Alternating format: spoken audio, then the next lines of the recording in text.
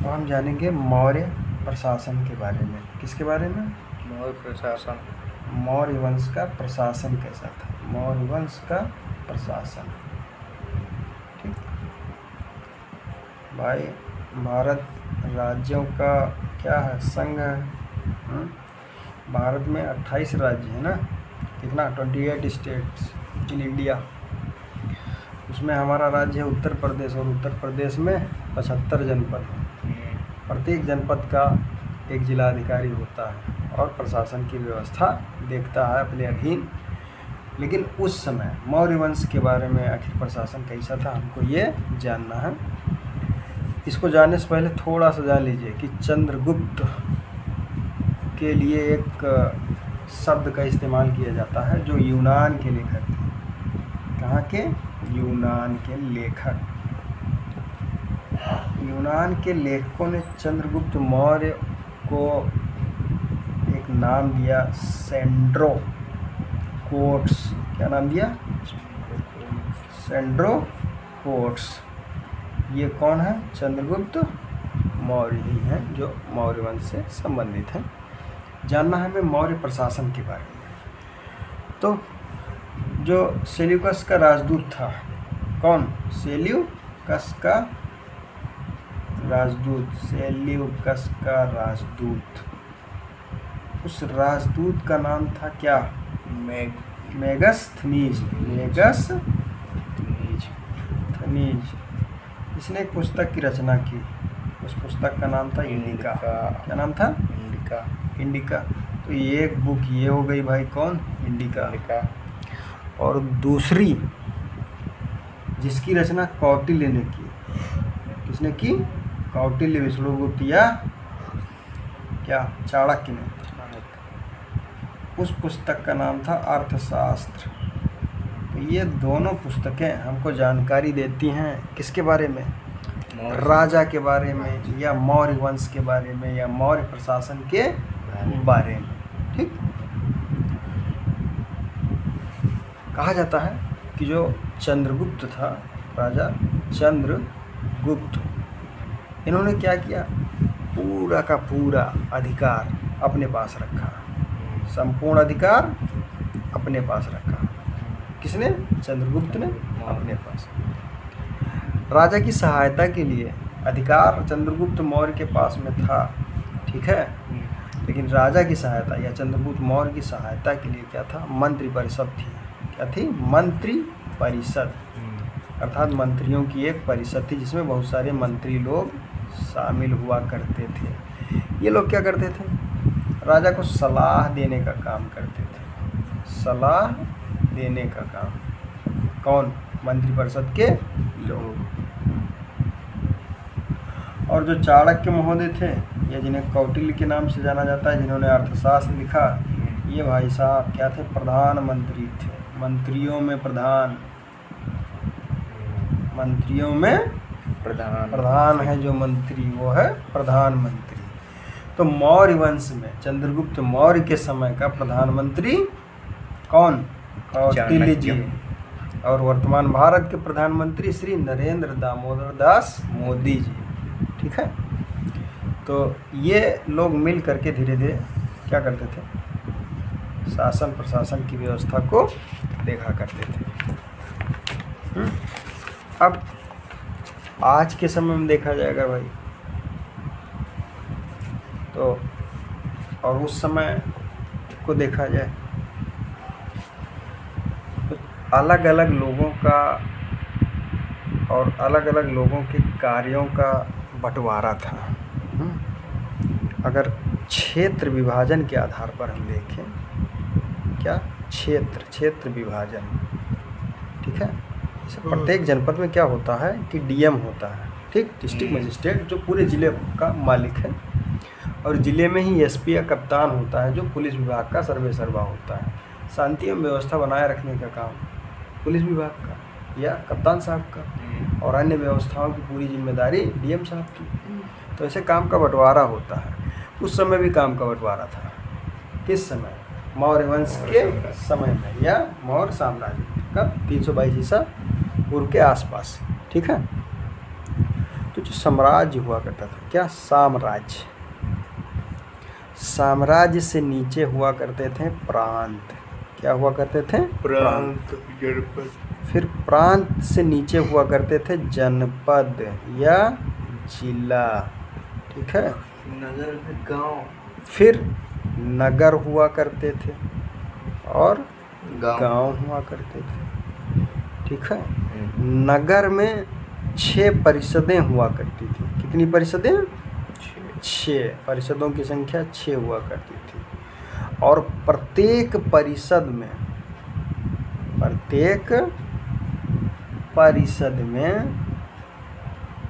क्या था?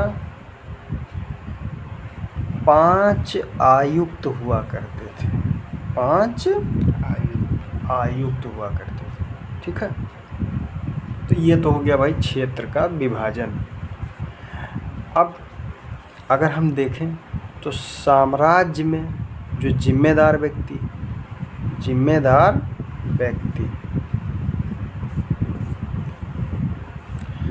साम्राज्य में जिम्मेदार व्यक्ति क्या होता था? राजा। क्या होता था? और राजा साहब का पद वंशानुगत होता था। वंशानुगत का मतलब क्या हुआ भाई? राजा का बड़ा लड़का राजा, उनका बड़ा लड़का राजा, उनका बड़ा लड़का राजा। ये हो गया वंशानुगत। जबकि वर्तमान भारत में क्या है? लोकतांत्रिक व्यवस्था है। प्रधानमंत्री का पद वंशानुगत नहीं है। प्रधानमंत्री छोड़ दीजिए, प्रधान का पद भी वंशानुगत नहीं है। ठीक है। जो गांव का एक नेता होता है या मुखिया माना जाता है। तो राजा का पद वंशानुगत होता था उस समय। कब? मौर्य वंश के समय में। ठीक है। और राजा को सलाह देने के लिए साम्राज्य से संबंधित क्या होती थी? मंत्री परिषद होती थी। क्या होती थी? मंत्री परिषद। मंत्री परिषद के बाद प्रांत में एक हुआ करता था क्या? राज्यपाल। राज्यपाल। ये भी व्यवस्था है वर्तमान में हमारे भारत में। और ये जो राज्यपाल हुआ करते थे ये राजवंश से होते थे। राजवंश से। जिले में क्या था कि जिले को संभालने वाला स्थानिक होता था। क्या होता था? स्थानिक। स्थानिक जो स्थानीय व्यक्ति होता था। स्थानीय व्यक्ति। ठीक है। इसके अलावा नगर के बारे में आप जान चुके कि 6 परिषदें और प्रत्येक में 5 आयुक्त। अब बचा भाई गांव। तो गांव के मुखिया को ग्रामिक कहा जाता था। क्या कहा जाता था? ग्रामिक। और ये भाई साहब गांव के मुखिया हुआ करते थे। ठीक है। तो ये कुछ हैं क्षेत्र का विभाजन और जिम्मेदार व्यक्ति। काम का बंटवारा भी अलग अलग है भाई। ठीक है। काम का बंटवारा अगर देखा जाए तो अब एक राजा है। राजा का काम क्या होगा? राजा क्या करेगा? या उस समय राजा क्या करते थे? आंतरिक एवं बाहरी आक्रमण से बचाव। मान लीजिए ये राजा साहब हैं। ठीक। कौन है ये? राजा साहब। मालिक कहाँ के हैं? साम्राज्य के मालिक। काम इनका क्या है? आंतरिक एवं बाह्य आक्रमण या बाहरी आक्रमण से बचाओ। मान लेते हैं कि ये कोई देश है, यहाँ राजा साहब हैं और यहाँ अंदर बवाल हो गया तो जिम्मेदारी किसकी? राजा की, बचाने की। अगर बाहर से कोई आ रहा है राज्य में आक्रमण करने के लिए तो जिम्मेदारी किसकी? राजा साहब की। ठीक। और मंत्रिपरिषद का काम आप जान चुके हैं, सलाह देना। ठीक है। राज्यपाल या प्रांत में जो प्रांत का मुखिया राज्यपाल होता था, प्रांतीय शासन व्यवस्था देखता था। राज्यपाल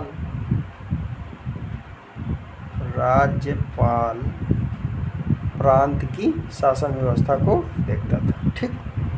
अब प्रांत में क्या? राज्यपाल का काम न्याय देना, विकास के काम करना, सिंचाई, सड़क, व्यापार के काम देखना। इसके अलावा जो स्थानिक जिले स्तर का होता था वह स्थानीय शासन व्यवस्था देखता था।